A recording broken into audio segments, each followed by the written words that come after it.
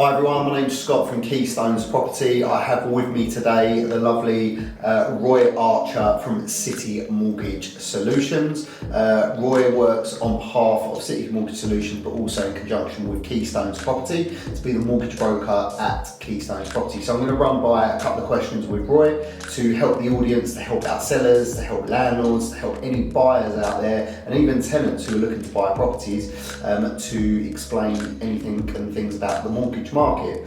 So welcome Roy. Thank you very much, thanks for having me.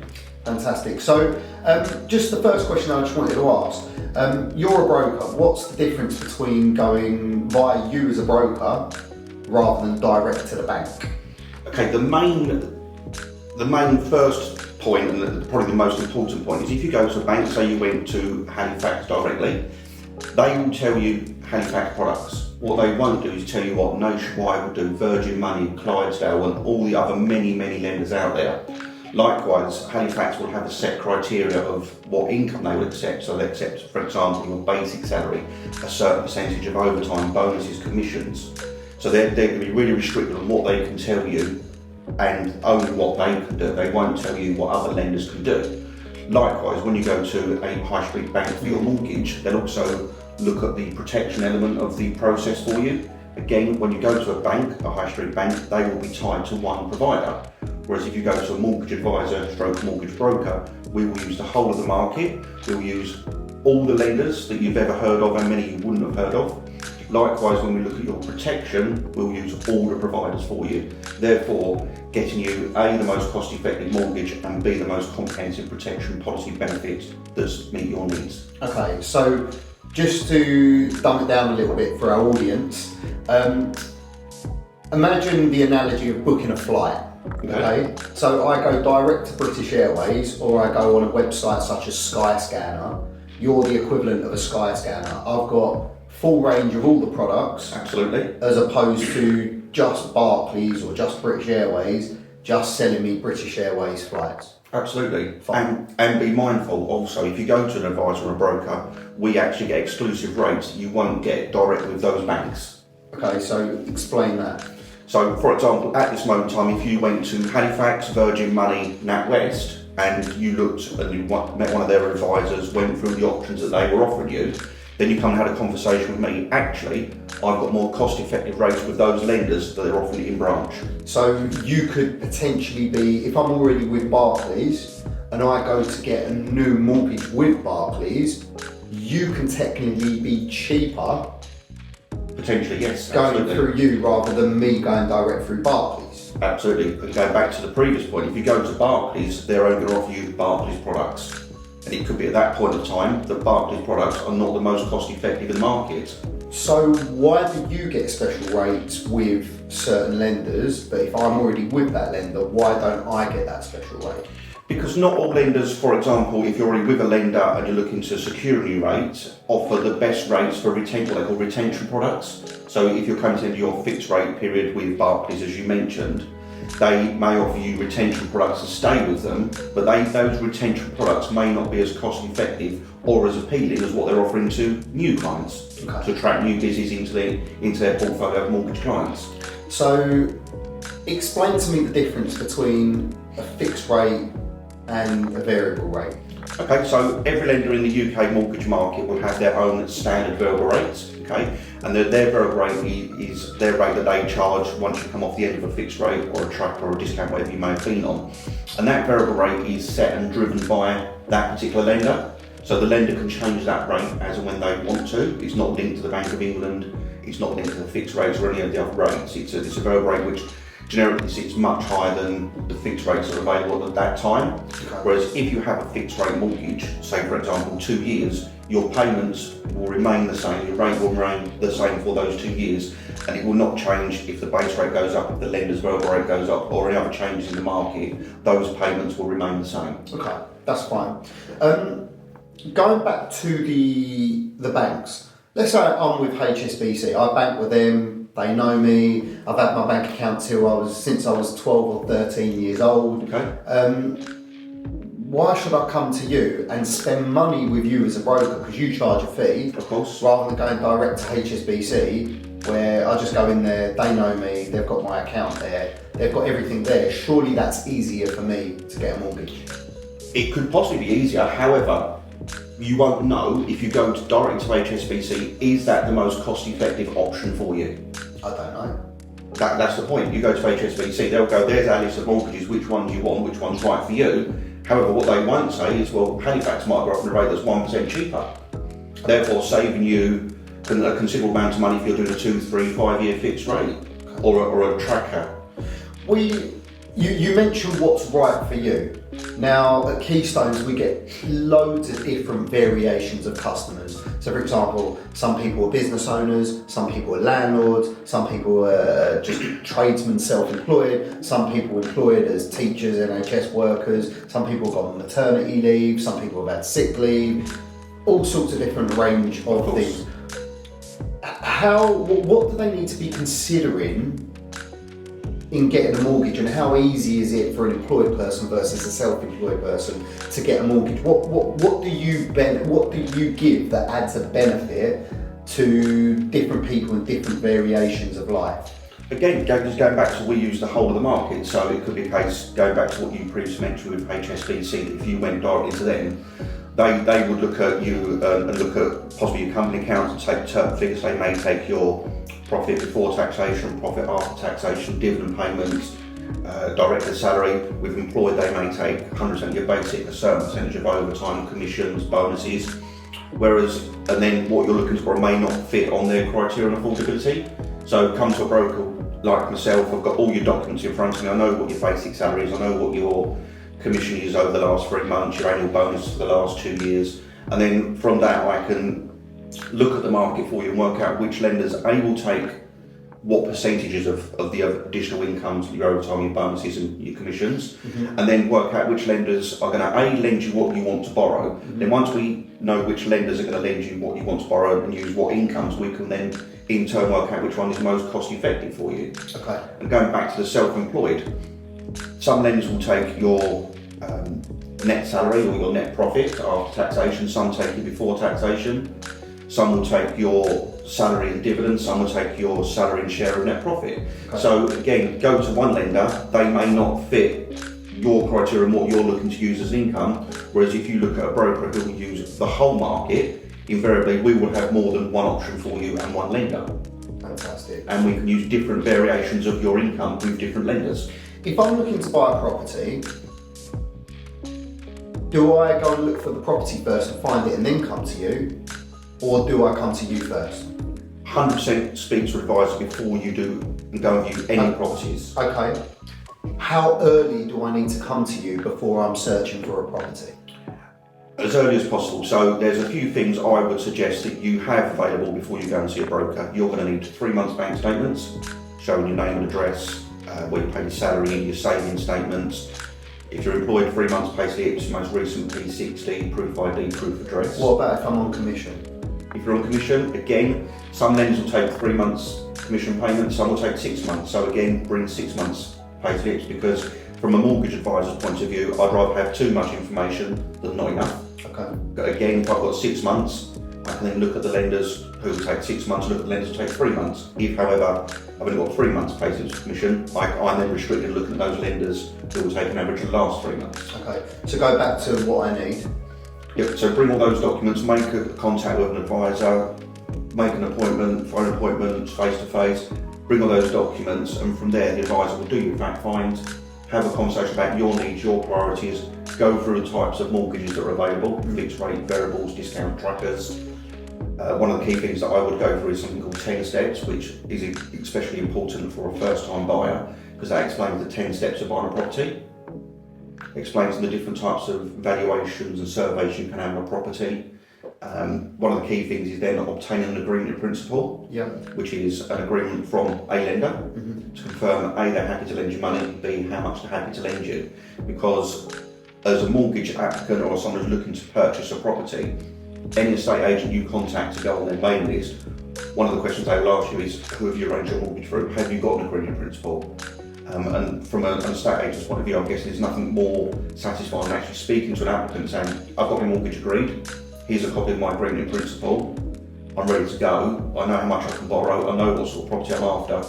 What have you got for me? For the benefit of the audience, give me a timeline of how early I need to talk to you before finding a property. When's good practice?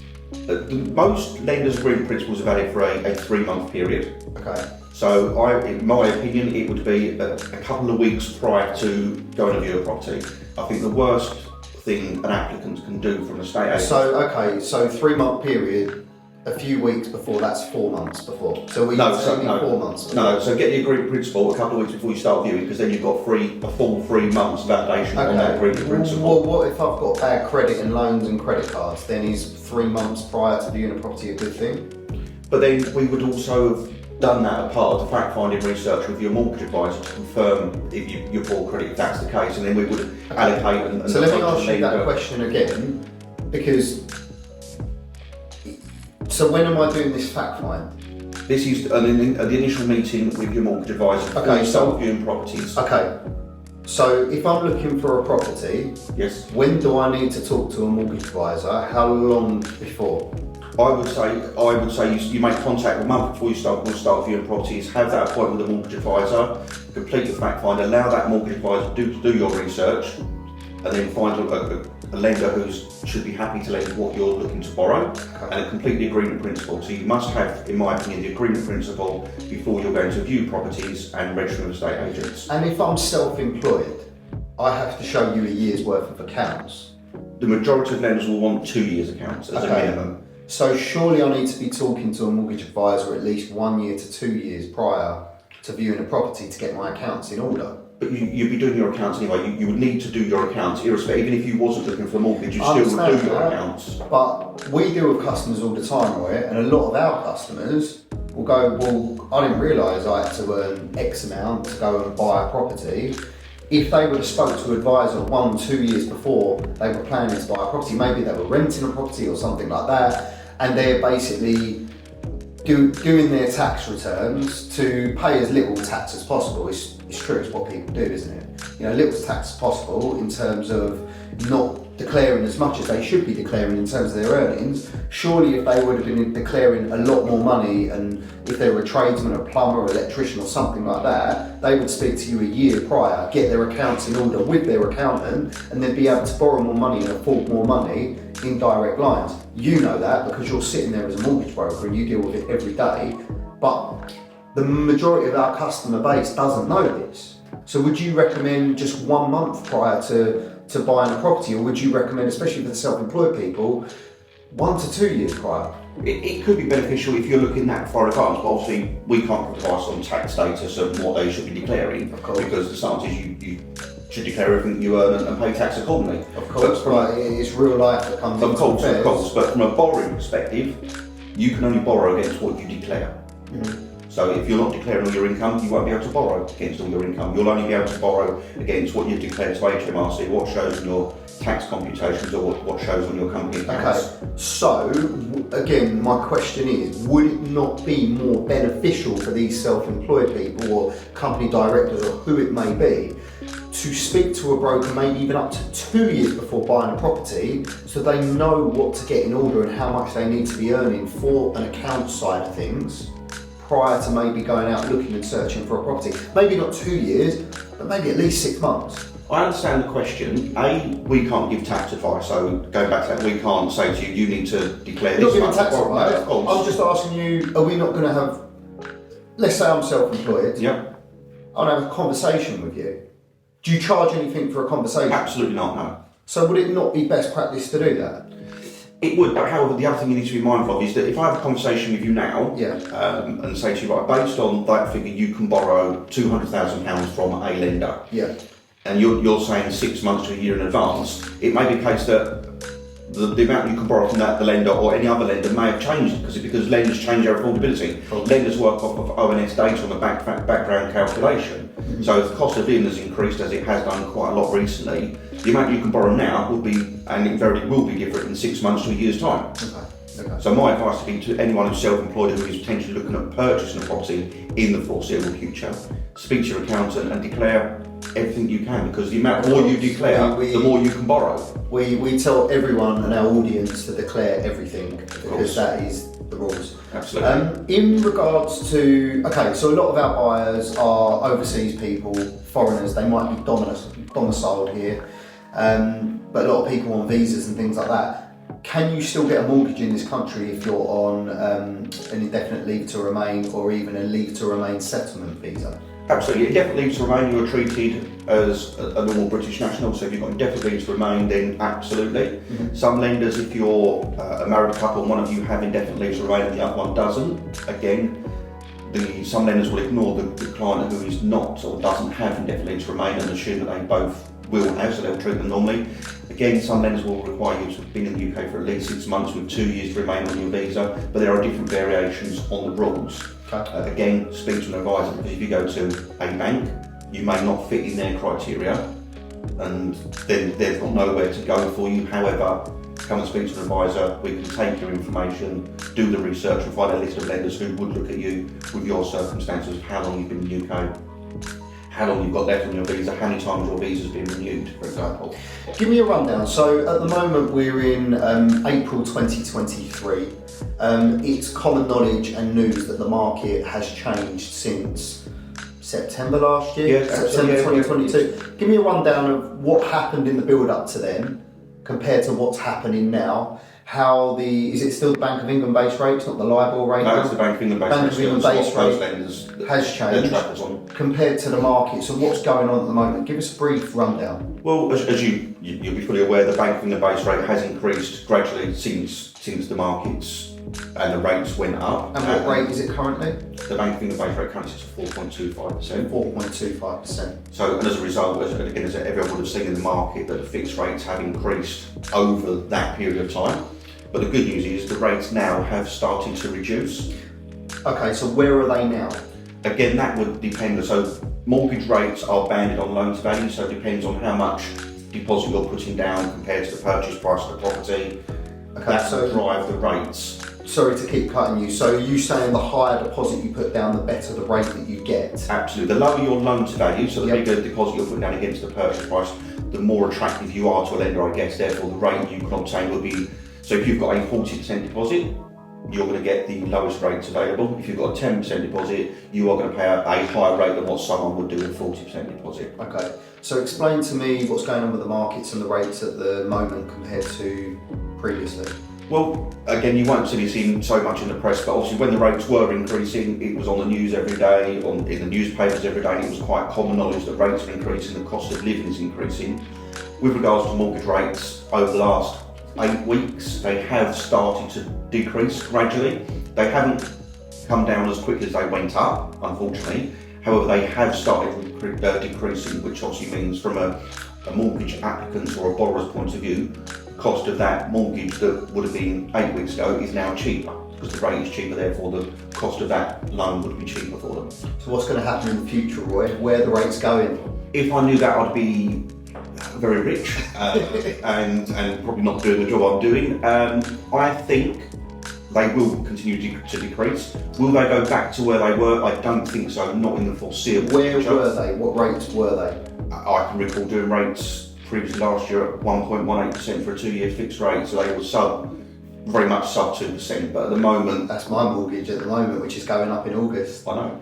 At the moment, you're just over 4% there or thereabouts for a 2-year fixed rate and sub 4% for a 5-year fixed rate. Yeah. But as I say, I think those rates will continue to drop gradually.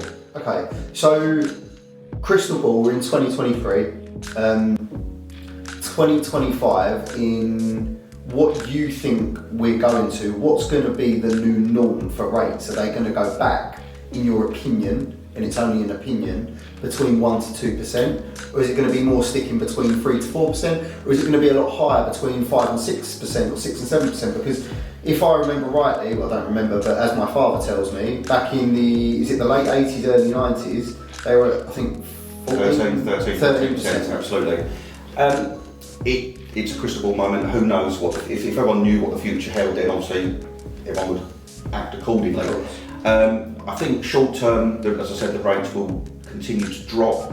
They have been artificially low for a very long time. Since 07, 08, when the markets crashed, they decreased quite rapidly and have been that low for a long period of time. However, prior to that, a banking and base rate of 4.5–5% was quite the norm for a period of time. So I think they was artificially low for a very long period of time, which a lot of borrowers, including yourself, have obviously benefited from. I don't think they'll come down back that low in the short term. Long term, who knows? But long term, I don't know is where they're going to start. So if I knew the answer to that, as I say, we'd be on a absolutely, absolutely having a few beers. Yeah, most definitely. Okay, so again, speaking about buyers, there are a lot of people out there who've had difficult times, a lot of loans. Some people may even have bad credit. Can you get a mortgage with bad credit? You can, absolutely. It depends on the level of bad credit, how recent it was, if it's a default, a CCJ, when it was settled, how much it was for. Lenders will have a tolerance of the amount of the CCJ in monetary terms, when it was registered, when it was cleared. Yep. Various lenders have different criteria that sit back that they can look at. You know, if it's been the last year, a certain amount, certain CCJs and missed payments they ignore for telecommunications, for example. Some lenders will ignore those up to a certain amount. So yes, absolutely. If you have had previous blips on your credit profile, that won't potentially stop you getting a mortgage. Interesting. That's true. But yeah, I think the mortgage market rates are decreasing. A lot of clients, including myself, bizarrely, I'm still my own remortgage, and I'm doing a base rate tracker with no redemption penalties, because my thought processes are that if the rates do drop in the next 6, 9, 12 months, while I'm on a base rate tracker with no redemption penalties, I can actually come off of that at any time and then refix if the rates do drop to a level that I'm comfortable with. Okay, so look, talking about me, and again, might be benefit the audience. The mortgage rates is obviously they've had a change in April. I think they're next going to have a change in August. Next meeting. Okay. A change next meeting. Do you advise somebody to go on because they normally do? You normally have. Is it 1 year, 2 year, 5 year rates, 10 year rates? Again, it will vary. Some lenders have a 1 year, you can have a 2 year, 3 year, 5 years, 7, 10. What would you recommend somebody to go on for the foreseeable future? Because where we don't know what's happening with the rates, obviously you don't know what's happening in people's circumstances and things like that. Of course. But what would you recommend? It is not to deflect the question, it's going to absolutely be down to personal circumstances when I sit and talk to these clients. It depends on what their priorities are, what their goals are, what their long-term goal looks like in the future, if they're looking to move, if they want portability on their mortgage, if they want stability of monthly payments for a certain period. It is absolutely going to be down to a case-by-case conversation and fact find, because that's one of the main things you discuss on a fact find, is having a conversation about the client with the client, what their long-term goals are, what their priorities are. Because don't forget, it's all about needs and priorities. Perfect. And just a plug for Roy, everyone, to have a chat with him, to do this fact find, it's absolutely free at the moment. So if you are interested to find out where you are in terms of your mortgage side of things, give us a call, 01708 909 100. Roy is actually around in the office today, as you can see via TikTok. We've gone live. Thanks for the heads up, Ahmed, in regards to letting us know. Thanks for letting us know. So yeah, you can give him a call today, funny enough. He's in the office till 5 p.m. today, or 5 or 6 o'clock, whenever needed. Alternatively, 6 o'clock, late day. Alternatively, if I'm not in the office, they can pass on my mobile telephone number to you. Fantastic. And just lastly, buy-to-let landlords. Can you get a buy-to-let mortgage at the moment? Absolutely. Now, one of the key drivers on buy-to-let mortgages is the rent that will be achieved for that particular property that you're looking to purchase or remortgage. So there are lenders out there who will offer you a buy-to-let mortgage with no income, no earned income, or some have a minimum income of £20,000, £25,000 or £30,000, for example, as an earned income. But the biggest and the main key driver on a buy-to-let mortgage to facilitate the loan that you require will be the rental income that you achieve on that property. Okay. So yes, you can get buy-to-let mortgages, definitely. Brilliant. Roy, thank you. Thank you very much. Great to have you here today. To our audience, fantastic. Thank you and have a great day.